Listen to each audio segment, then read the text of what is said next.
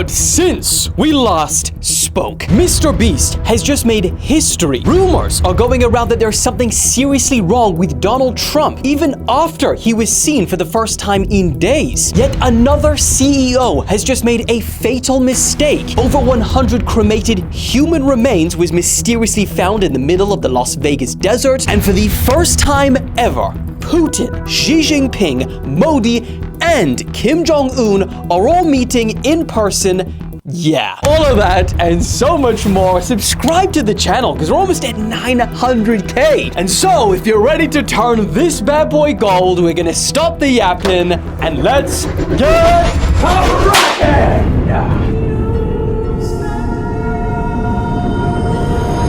Okay guys, I think it's only right to kick today off with this. Because if you look at the date, it is the 1st of September. So happy 1st of September, everyone, by the way.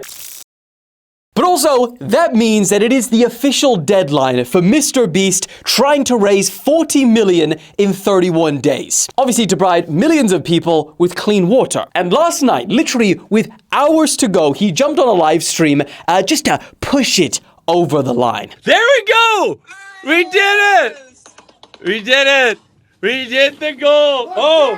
Now here's the thing with that, because not only was just this an amazing feat by itself, but in the process, we witnessed the largest creator collab in history. 10,000 of us all came together as part of TEAMWATER to do this. We also saw a new world record for the largest amount of money ever raised in a single live stream. It took over 18 hours to do that, and they raised $12 million with Aiden Ross and XQC. And if that wasn't cool enough, this has now become the most amount of money that creators have ever raised in a single campaign. $41.5 million is what we're currently at in 31 days. Now, what this all actually means is that 20 million people across 25 or more countries across 6 continents will now have decades of clean water. And can you just think about like how life-changing having clean water for the first time will actually be? That is drastic. And yes, while this was started by Mark Rober and MrBeast, the people who actually made this possible were the people who donated, the people that spoke about it, that commented, that shared, that liked, that made videos. In fact, MrBeast said that he is now contemplating making a video where he says thank you to every single person who made a video about this, which was over 10,000. He said that that would be around 60 hours of footage, but he's apparently contemplating actually doing it. I mean, I doubt he'll actually do it, but if he does, wild. So, for everyone that donated, that even commented, liked, made videos, give yourself a pat on the back because you did this. You were a meaningful part of changing literally millions of people's lives. So, W's in the chat before we move on. Done it? Nice. Moving on. Also, since we last spoke, oh my lord, a huge meeting is happening in China as we speak. In fact, it represents over 3 billion people. That's nearly half of the entire world's population all gathered through their leaders at one single event. And the guest list is wild. We've got Russia, China, Iran, India, Pakistan, Turkey, Vietnam, North Korea. In fact, this meeting is also record-breaking. It's the first time that India's prime minister has stepped foot in China in over 7 years. Even Kim Jong-un is reported to be actually leaving the house, leaving North Korea to attend this. And it also makes it Kim's first ever multilateral international meeting in his history. It will also be the first time that Xi, Kim, Putin, Modi have all gathered together in the same event. Yeah, so pretty big. It's called the SCO Summit, and leaders from more than 26 countries have all headed to China, and a lot of them face currently a similar struggle. US tariffs.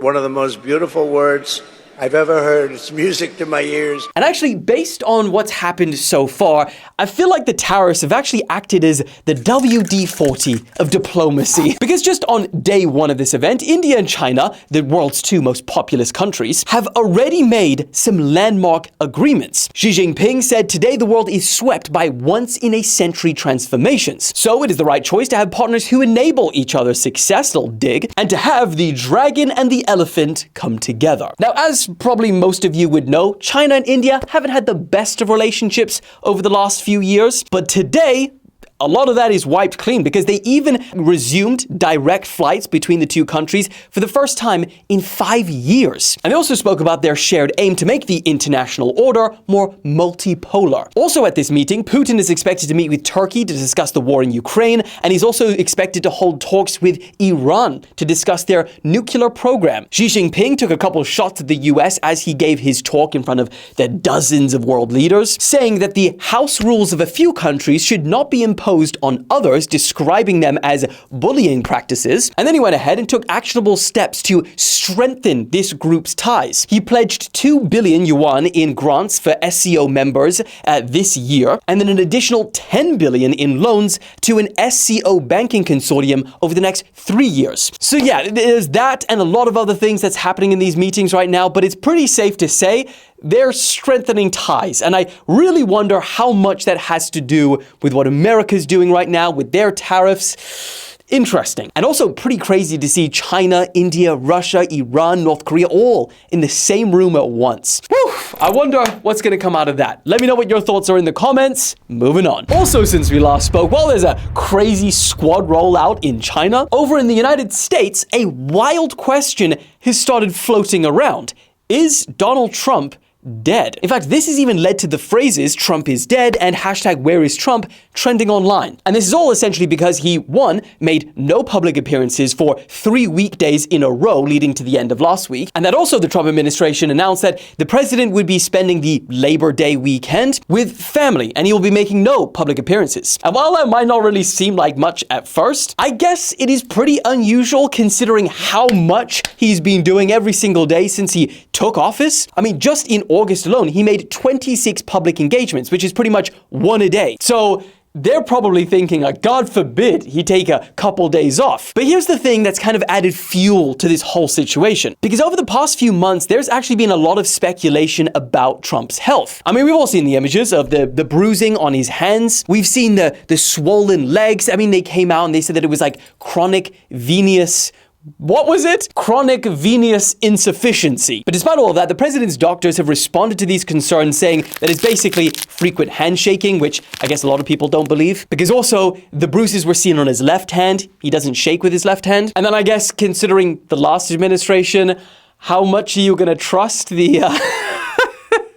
How much can we trust the doctors of the presidents? And I mean, even JD Vance had to come out and say that the president is in incredibly good health. But yeah, a lot of people aren't believing this. They're not buying it, suspecting that the bruising is a result of the president receiving an IV drip through his hand. But really, the speculation for all of that is not evidence-based. It's kind of just, you see it, you put 2 and 2 together, and you make up a theory. Trump posted on Truth Social saying, "I've never felt better in my life." Now, as of recording, Monday the 1st, he still hasn't had a public appearance. And yes, there was those images and videos of him going to play golf, but that was pretty far away. And people are like, okay, so he's alive, but that doesn't answer the question is he in good health? So I guess ultimately, what do you guys think? Are people just way overhyping this to create drama? Or are the circumstances sus and it's fair for people to be questioning it? Let me know in the comments, but moving on. Also, since we last spoke, yet another CEO has made a fatal mistake. So on Thursday night, a very famous Polish player was signing autographs for fans and even attempted to give his cap to this young boy in the crowd. That is when a fully grown man snatches it, to the disbelief of the boy, and then he hides it in his partner's bag. What the hellick? Oh, and let me tell you, that was such a big mistake. Because as soon as this clip went viral, not only did the internet find his identity somehow, I'd love to know how they even do this, and then they proceeded to absolutely scorch him online, but they also found out that he is a CEO of a paving business. Oh, it's what a bad year for CEOs. And then they found that business, and then they started raining down hellfire on it in the form of bad reviews. Now, the CEO, who is from Poland, has since deactivated all of his social media accounts, and according to the tennis player Camille, he said that he'd reached out to the boy to apologize to him and his family. And just when you're getting all hopped up, this actually has a really nice ending to it. Because instead of the boy just getting the hat, Camille went out of his way to find him and not only give him a replacement, but also other gifts. Now, there are some posts circulating online that have tens of millions of views claiming to be the official response of this CEO, this statement. But I looked into it and there is absolutely no verification that this is genuine and it comes from him. So, pinch of salt. But I think the moral of this whole situation is, if you are a CEO watching this in 2025, just lay low. Just don't do anything dangerous. Don't do anything in front of camera. It's not your year. Moving on. Okay, this next story is absolutely wild, and it feels like the plot of a Netflix series. Because the cremated remains of over 100 people has mysteriously been found in the middle of the Las Vegas desert, and nobody knows why. Now, this creepy sight was discovered when someone stumbled across the piles of ashes by accident, and according to some sources, they've even found pulverized bones and what appears to be burnt flesh. Yeah. And so they reported this to a local news station. The police are now investigating, and authorities, when they actually went and looked themselves, they found pieces of zip ties and a broken urn at the scene. Now, before your mind starts running wild, there are a couple of theories around what's going on.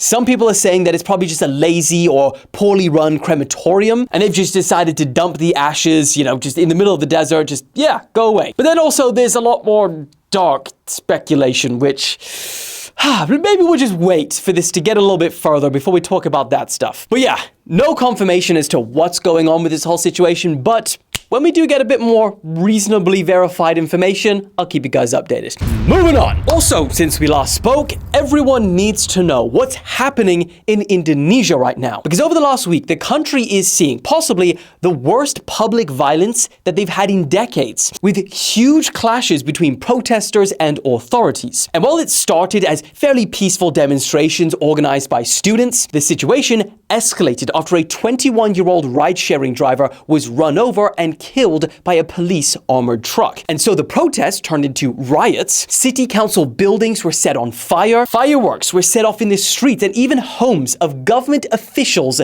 have been looted. Many people part of these protests say that they are fed up with these leaders who completely feel out of touch to the common everyday struggles. I mean, things got so crazy that TikTok themselves even had to temporarily suspend live features in the entire country due to all of these protests and violence being streamed on live. Now, in response, authorities have bumped up security in several cities, and they've also started using tear gas and force to disperse crowds. As a result of these protests, so far, 8 people have lost their lives. Now, the reason they are so angry right now is because of the government's recent decision to grant MPs a pretty expensive new housing allowance, which was widely seen in the country as exorbitant given Indonesia, they're facing a pretty harsh economic climate right now. But the truth is that this housing alliance was kind of just the straw that broke the camel's back, because frustration in the country has been brewing for years, not just over the past few weeks. Indonesians say that they watch officials live lavishly on these big salaries while ordinary people are struggling with rising costs, low wages, little support,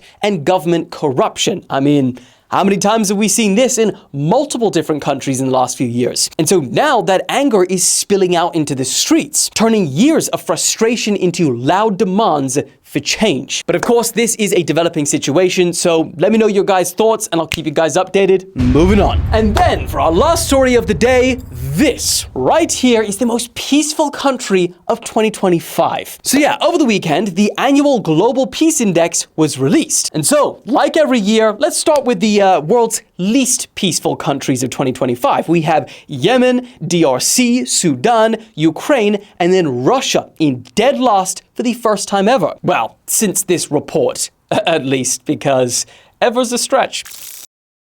And then on the complete other end of the list, we have Switzerland in 5th, Austria in 4th, New Zealand taken bronze, Ireland in 2nd, and then Iceland is this year's most peaceful country. And I feel like it's been the most peaceful country for quite a few years now. Canada, you are in 14th place. The UK, we are in 30th. China, 98th. South Africa, 124th. And actually just 4 places below South Africa, yes, I said below South Africa, is the United States. And then 21 places below them is North Korea. To put it all in perspective. But what do you guys think? Do you live in a peaceful country? Do you live in a non-peaceful country? Let me know in the comments where you're watching from and where your country ranked. But I think that's a wrap. I hope you guys are having a great start to the week. I will see you for a midday BWO Wednesday. Catch you then.